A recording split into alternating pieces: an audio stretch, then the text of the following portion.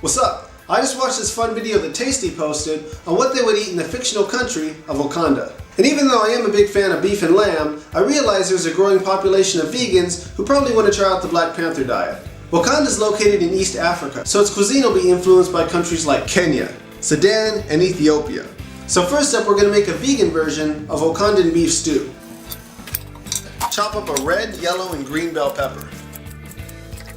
And a large onion. This is a small onion, but whatever. Fry that with some olive oil for about 5 to 10 minutes. You can choose the amount of each ingredient depending on your taste buds. At this point, I like to do roughly half onions and peppers and half tomatoes. This is because we'll be adding in tomato paste later on. Get as much juice as you can out of the tomato.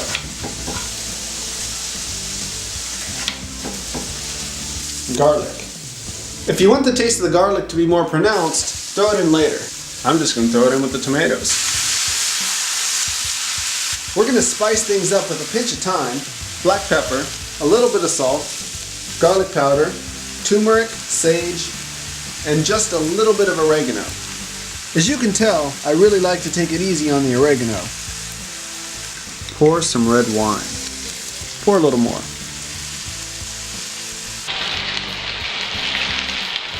Pour what's been cooking in the pan into a blender, and a couple cans of tomato paste.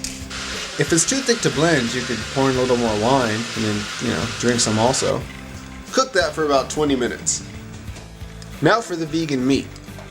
I woke up in peace mode. So, before we get into the next dish, food's cool and all. I mean, I like food. It's cool. But more importantly, what do they drink while they're cooking? I'd say the average Wakandan settles in with a nice wine. However, the warriors drink whiskey. Now we're gonna make some motherfucking curry. This is a beautiful shot with some spicy hot peppers. A lot of the local recipes mix curry right in with the olive oil. Get those peppers in that pan. Potatoes, green beans, carrots, peas. I'm doing about a half carton of vegetable broth. You can do more or less depending on your desired consistency.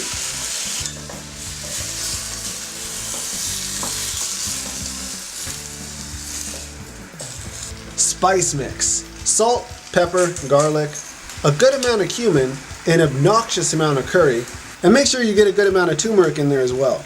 And drop in a couple star anise.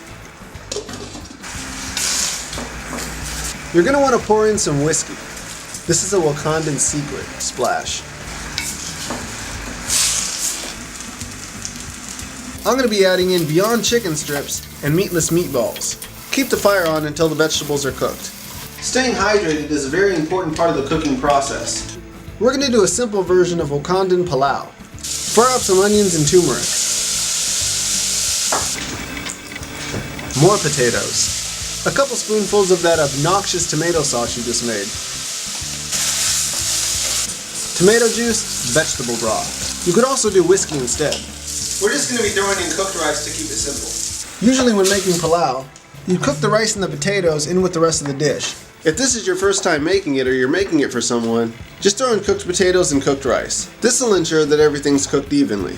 Salt, pepper, turmeric, garlic, ginger, pinch of sage for that fucking flavor, and if you can find it, pulao spice.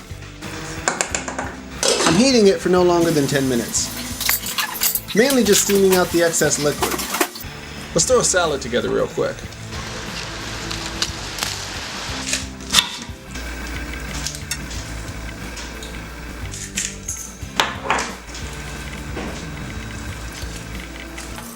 Chop it up as fine as possible. The finer you chop this, the better it's going to be.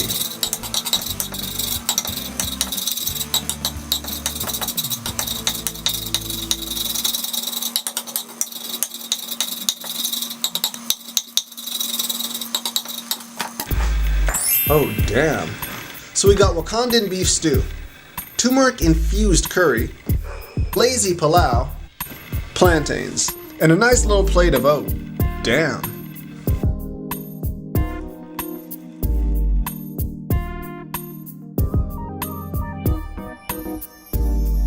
If you're a fan of obnoxiously awesome food, be sure to give this video a thumbs up. And hit the subscribe button. It's free. Like I said, the dishes I made are based off of actual dishes in the region, kind of the Wakandan version. If you're in the LA area and you want to try out actual African food, check out Little Ethiopia. Even though Ethiopia is right next to Wakanda, its cuisine is actually different than a lot of the countries in the region and different than the food I made. With Ethiopian food, the diner has more control. You're given a plate with meat, grains, vegetables, and you can wrap them up however you want. Done explaining that, I'm going to grab some beef stew and pour myself another glass of Nearest Green's finest.